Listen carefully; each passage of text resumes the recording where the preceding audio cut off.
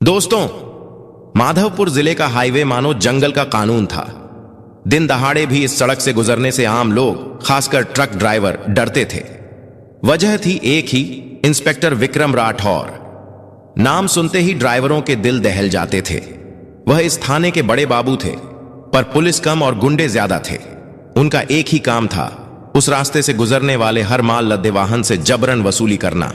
500, 1000, 2000 जो भी मिले बस लेना था। अगर कोई देने से मना करता तो उसे गालियां और मार खानी पड़ती थी। हाईवे पर एक चेक पोस्ट था। रात के 11 बज रहे थे। हर रात एक पुराना ट्रक आकर रुका। ट्रक ड्राइवर थे सलीम अहमद। उन्होंने डरते हुए कहा, साहब छोड़ दीजिए ना, आज ज्यादा भाड़ा नहीं मिला। घर पर मेरी बीवी बीमार है, उसके लिए दवाइयां खरीदनी हैं। मेरे पास सिर्फ 250 हैं साहब।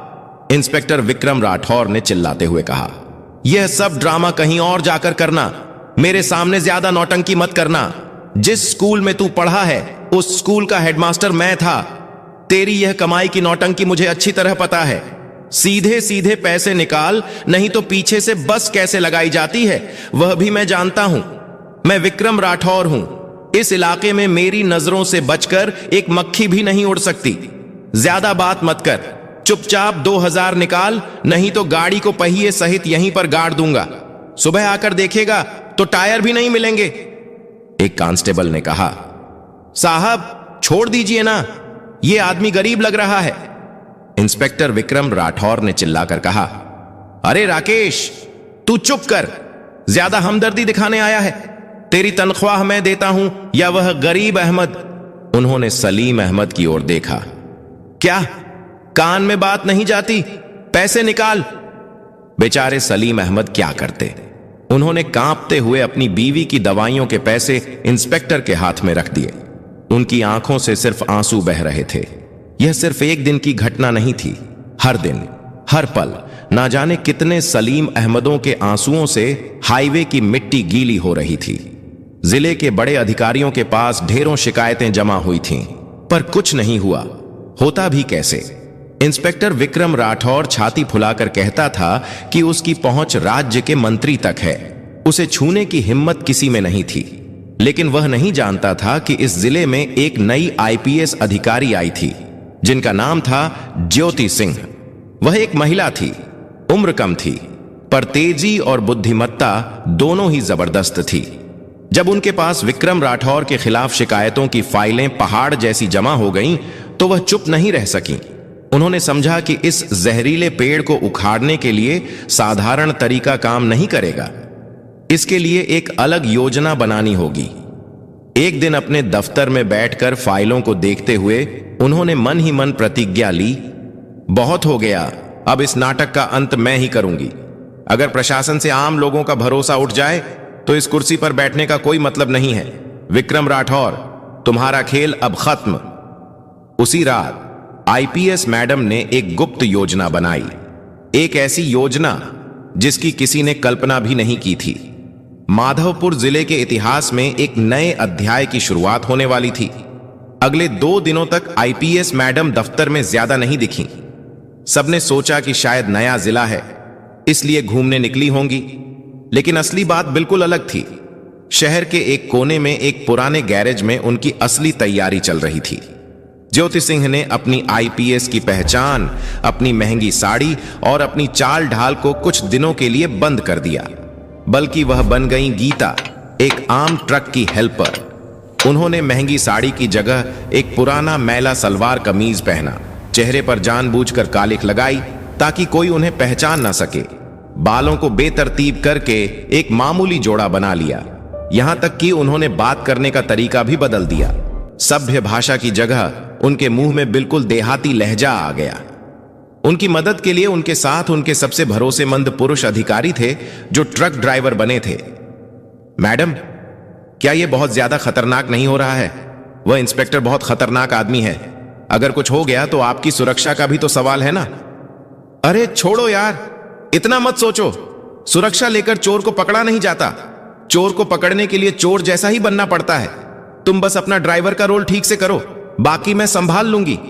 याद है ना, मेरा नाम गीता है और मैं तुम्हारी हेल्पर हूं। जी मैडम। एक पुराना 10 पहिया ट्रक किराए पर लिया गया। ट्रक के पीछे कुछ सामान लाद दिया गया ताकि सब कुछ असली लगे। ज्योति यानी गीता ट्रक केबिन में बैठ गई। उनकी आंखों में कोई डर नहीं था, बल्कि एक शिकार पकड़ने का जोश था। वह जानती थीं कि वह क्या करने वाली है। वह जानती थीं कि यह रास्ता सीधा नहीं है, लेकिन अन्याय के खिलाफ लड़ने के लिए रास्ता कभी सीधा नहीं होता। गहरी रात में ट्रक गरज कर स्टार्ट हुआ। वह उसी बदनाम हाईवे की ओर चल पड़ा जहां इंस्पेक्टर विक्रम राठौर अपने शिकार का इंतजार कर रहा था। वह नहीं जानता था कि आज रात उसके जाल में शिकार नहीं, बल्कि शिकारी खुद आने वाला है। रात के अंधेरे को चीरती हुई ट्रक की हेडलाइट आगे बढ़ रही थी। ज्योति के दिल की धड़कन एक पल के लिए तेज हुई, लेकिन अगले ही पल उन्होंने खुद को मजबूत कर लिया। आज न्याय की स्थापना करनी ही थी। रात के लगभग 1 बज रहे थे। हाईवे बिल्कुल सुनसान था। बीच बीच में 1-2 गाड़ियां तेजी से निकल रही थीं। उस चेक पोस्ट के पास आते ही ड्राइवर ने ट्रक की गति धीमी कर दी। दूर टिमटिमाती हुई एक लाइट दिख रही थी और उसके सामने एक परछाई टहल रही थी। इंस्पेक्टर विक्रम राठौर, उनके साथ वह चमचा कांस्टेबल भी था। ट्रक के रुकते ही इंस्पेक्टर पास आया। उसके हाथ में टॉर्च और डंडा था। उसने टॉर्च की रोशनी ड्राइवर के चेहरे पर मारी। ओए रुक, गाड़ी साइड में लगा। इतनी रात में सामान लेकर कहां जा रहा है? जी साहब, कोलकाता जा रहा हूं। थोड़ी जल्दी है साहब, छोड़ दीजिए, इंस्पेक्टर ने कहा। जल्दी तो चोरों को भी होती है।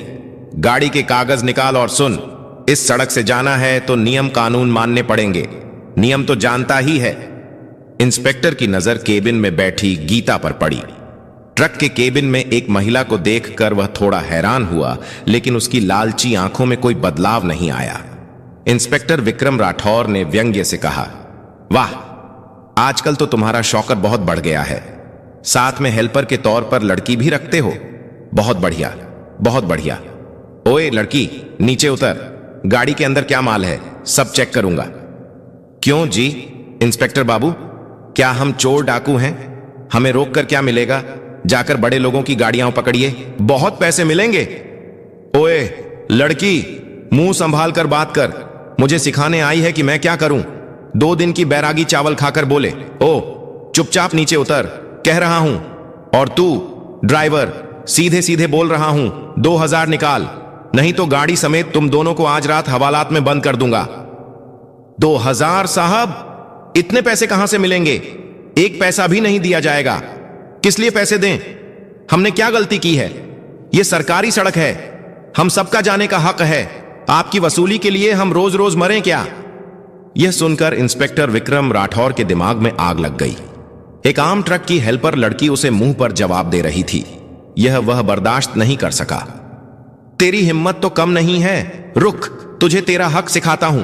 आज तुझे ऐसी सजा दूंगा कि जिंदगी में फिर कभी पुलिस के सामने मुंह खोलने की हिम्मत नहीं करेगा। इंस्पेक्टर विक्रम राठौर जैसे ही ज्योति की ओर डंडा उठाकर बढ़ा, वैसे ही ज्योति ट्रक केबिन से नीचे उतरकर खड़ी हो गई। उनकी आंखों में अब उस देहाती लड़की का डर नहीं था, बल्कि एक शेरनी जैसा तेज था। वह इंस्पेक्टर की आंखों में सीधे देखने लगी। क्या डर गई? अभी तेरा सारा तेवर निकालता हूं। चल थाने, तुझे तेरा हक का समझाता हूं। थाने तक जाने की जरूरत नहीं है इंस्पेक्टर बाबू, जो फैसला होना है यहीं होगा। आपका खेल खत्म। मेरा खेल खत्म? तू खत्म करेगी? तू जानती है मैं कौन हूं, मेरी पहुंच कितनी दूर तक है। खुद मंत्री मेरा आदमी है।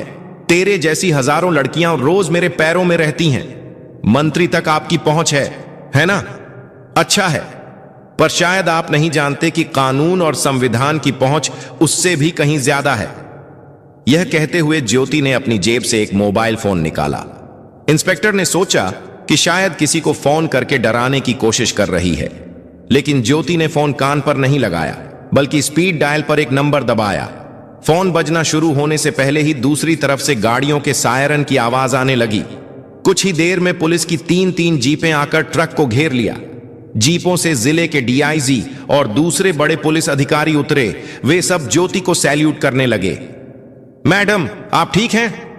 यह नजारा देखकर इंस्पेक्टर विक्रम राठौर के चेहरे की मुस्कान जैसे जम गई। उसकी आंखें खुली की खुली रह गईं। वह कभी डीआईजी की ओर देखता तो कभी ज्योति की ओर। उसके दिमाग में कुछ नहीं घुस रहा था। इस साधारण सी दिखने वाली देहाती लड़की को जिले का डीआईजी मैडम कहकर सैल्यूट क्यों कर रहा है? कौन है आप? मैं ज्योति सिंह, इस जिले की नई आईपीएस अधिकारी। आपके खिलाफ लगी शिकायतों की जांच करने के लिए ही मैंने यह नाटक किया। आप सिर्फ वसूली नहीं करते, आप कानून की वर्दी पहनकर आम लोगों को डराते हैं, उन पर अत्याचार करते हैं। आप जैसे अफसर पुलिस विभाग के लिए शर्म है। ज्योति सिंह की असली पहचान जानकर विक्रम राठौर के पैरों तले जमीन खिसक गई।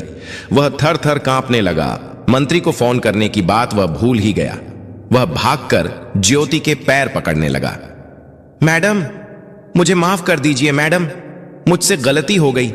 मेरा परिवार है, बच्चे हैं। उस सलीम अहमद का भी परिवार है जिससे आपने उसकी बीमार पत्नी की दवाइयों के पैसे छीन लिए थे। आपके लिए कितने गरीब ड्राइवरों के आंसुओं से यह हाईवे गीला हुआ है, उसका हिसाब है। डीआईजी साहब, इसे गिरफ्तार करो, कानून अपना काम करेगा। तुरंत 2 कांस्टेबल आए और विक्रम राठौर के हाथों में हथकड़ियां पहना दी। जो इंस्पेक्टर कुछ ही मिनट पहले खुद को उस सड़क का राजा समझ रहा था, वह अब एक आम अपराधी था। उसे धक्का देकर पुलिस की जीप में बैठाया गया। इंस्पेक्टर विक्रम राठौर को थाने ले जाकर सीधे हवालात में डाला गया। यह खबर आग की तरह फैल गई। जिस मंत्री पर विक्रम इतना घमंड करता था, वह भी आईपीएस के इस कदम के बारे में सुनकर चुप हो गया, क्योंकि वह जानता था कि जब एक आईपीएस किसी को सबूत के साथ पकड़ती है तो उसे बचाने की कोशिश करना अपने ऊपर कीचड़ उछालने जैसा है। अगले दिन सुबह आईपीएस ज्योति सिंह ने जिले के सभी पुलिस अधिकारियों की एक बैठक बुलाई। वहां उन्होंने सख्त लहजे में संदेश दिया, याद रखिए, यह खाकी वर्दी आपको आम लोगों की रक्षा करने के लिए दी गई है, उनका शोषण करने के लिए नहीं।